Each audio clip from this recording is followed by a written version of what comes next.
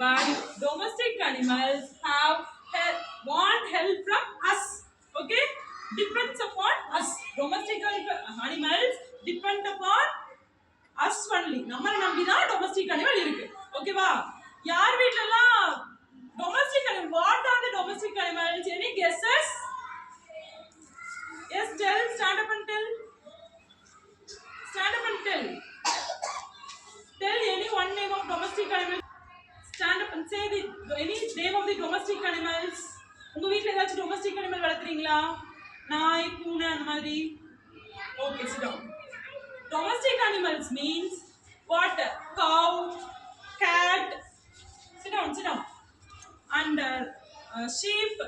Okay, these are all dog. These are all domestic animals. Okay. Hold on, miss. Now we going to see what is this. Any guesses? Cow. Cow gives us milk. Okay. All are like milk.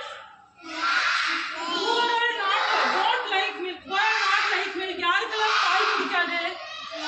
யாருக்கு பிடிக்காது பால்? பிடிக்க மாட்டீங்களா நீங்களா? Okay, very good.